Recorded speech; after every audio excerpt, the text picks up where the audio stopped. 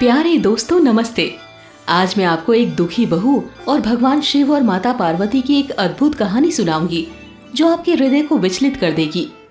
बहुत पहले सहारनपुर नामक गांव में मगन और शीतल नाम के एक पति पत्नी रहते थे। उनकी कोई संतान नहीं थी, जिसके कारण मगन हमेशा दुखी रहता और शीतल पर गुस्सा करता रहता था। मगन ने ललिता नामक दूसरी युवती से विवाह किया। इस पत्नी से उसे एक पुत्र हुआ जिसका नाम प्रकाश रखा। पहले तो ललिता शीतल के साथ बड़े ही अच्छे से व्यवहार किया करती थी, लेकिन जैसे उसने पुत्र को जन्म दिया उसे अहंकार हो गया। वो घर के कामकाज में रुचि न लेकर दिन भर पलंग पर लेटी रहती और शीतल पर हुक्म चलाती रहती। पुत्र को जन्म देने के कारण मगन भी ललिता को बहुत प्यार करता था।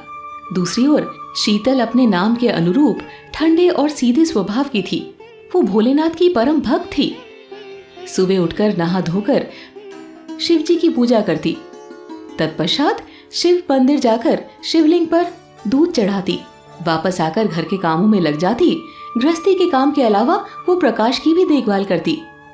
वो प्रकाश को अपने पुत्र जैसा ही प्यार करती थी। उसे नहलाना, भोजन कराना, ये सब उसी के जिम्मे था। यही उसकी रोज की दिनचर्या थी। एक दिन शंकर भगवान ध्यान में बैठे मंद मंद मुस्कुरा रहे थे। तभी माँ पार्वती वहां आई। उन्हें मुस्कुराता देखकर उनसे प्रश्न किया, हे प्राणनाथ, आप किस दृश्य को देखकर मुस्कुरा रहे हैं? भोलेनाथ ने आंखें खोलकर पार्वती की ओर दृष्टि घुमाई। इस बार उनके चेहरे पर चिंता की लकीरें दिखाई पड़ रही थी। पार्वती दुविधा में पड़ गई। उन्हें समझ नहीं आया कि भोलेनाथ खुश है या चिंतित है।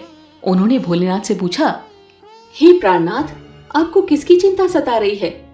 भोलेनाथ ने कहा, धरती पर ललिता नाम की एक युवती है जो अभिमान के नशे में चूर हो रही है। वो मेरी भक्त पर बहुत अत्याचार कर रही है। अपने कोख से जन्मे पुत्र का भी ख्याल नहीं रखती। वो इस सत्य को भूल गई है कि अच्छाई के आगे बुराई ज्यादा दिन टिक नहीं सकती। पार्वती जी ने फिर पूछा, प्राणनाथ, यदि आपकी भक्तिन संकट में है तो आपके चेहरे पर हंसी क्यों है? भोलेनाथ ने जवाब दिया, मुझे इंसान की मूर्खता पर हंसी आ रही है। इंसान अपने आप को बुद्धिमान समझता है, पर उसे इस सत्य का बोध नहीं होता है कि बुरे कर्म हमेशा बुरे फल ही देते हैं। ये कहकर शंकर भगवान पुनः ध्यान मग्न हो गए। इधर माँ पार्वती मगन के घर का दृश्य देखने लगी। ललिता ने बिस्तर से आवाज लगाया, शीतल दीदी, मेरी चाय कहाँ है? इतनी देर हो गई है। आपको तो पता है मुझे सुबह सुबह कड़क चाय की आदत है। शीतल दौड़कर चाय लेकर आई। ललिता ने चाय का एक घूंट लेकर थूक दिया और बोली, ये क्या बनाया है? ना अदरक है ना इलायची। अब क्या चाय बनाना भी सिखाना होगा? जाओ फिर से चाय बना कर लाओ। शीतल फिर से चाय बनाती है। चाय पीकर ललिता ने कहा, आज शाम को मैंने एक पार्टी रखी है। बहुत मेहमान आएंगे, उनके लिए खाना तैयार कर लो। शीतल को बुखार हो रहा था। उसने कहा, ललिता, हो सके तो सबको किसी और दिन बुला लो। मेरी तबीयत ठीक नहीं है। बहाने की तो जैसे आदत हो गई है। मैं एक दवाई दे देती हूँ, उसे खाकर चुपचाप काम पर लग जाओ। प्रकाश दूर से ये सब सुन रहा था। उसे ललिता का शीतल पर चिल्लाना बिल्कुल पसंद नहीं था।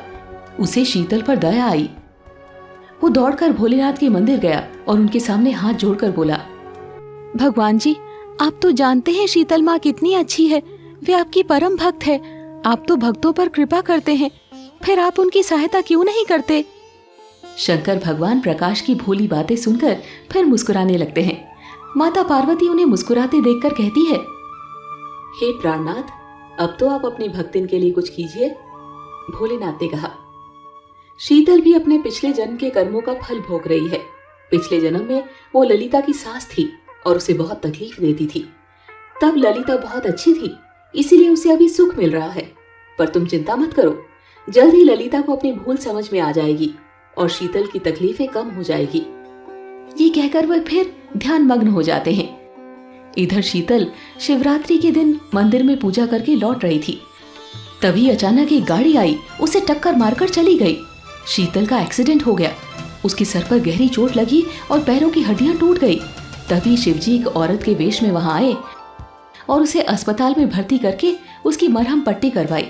फिर उसे उसके घर पहुंचाया। ये सब देखकर ललिता परेशान हो गई। उसे चिंता हुई कि घर का काम कौन करेगा। तभी औरत के रूप में शिवजी ने कहा, आप चिंता ना करें, मैं सब कुछ संभाल लूंगी, सिर्फ मुझे 2 वक्त का भोजन दे देना। भगवान शिव शीतल की सेवा के साथ घर का सारा काम करने लगे। एक दिन वहां एक नाग आ गया। उसने उस औरत के सामने अपने सर को हिलाया। औरत ने उसे प्रणाम किया और वहां से जाने को कहा। ऐसा कई दिनों तक होता रहा।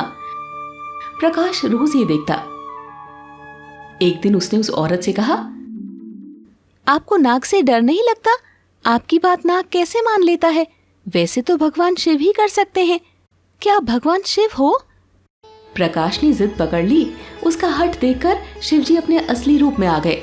उन्होंने प्रकाश से कहा, पुत्र, यहाँ मेरा काम खत्म हो गया, अब तुम शीतल माँ का ध्यान रखना। शीतल ने नीचे से शिवजी और प्रकाश की सारी बातें सुन ली। वो शिवजी के पैरों में गिरकर माफी मांगने लगी। हे प्रभु, मैंने आपसे इतनी सेवा करवाई, मुझे माफ कर दीजिए प्रभु। शिवजी ने उसे उठाया। उनके हाथों का स्पर्श पाकर शीतल स्वस्थ हो गई। इतने में ललिता वहां आई। उसने शीतल को स्वस्थ देखा तो उसे हैरानी हुई। तभी प्रकाश ने ललिता को सारी सच्चाई बता दी। सब कुछ जानकर ललिता को अपनी गलती का एहसास हो गया। भोलेनाथ, मुझे माफ कर दीजिए, मैंने दीदी को बहुत सताया है। अब हम दोनों मिलकर घर का काम करेंगे। मैं भी अब भोलेनाथ की पूजा करूंगी। ललिता की बुद्धि ठीक हो गई।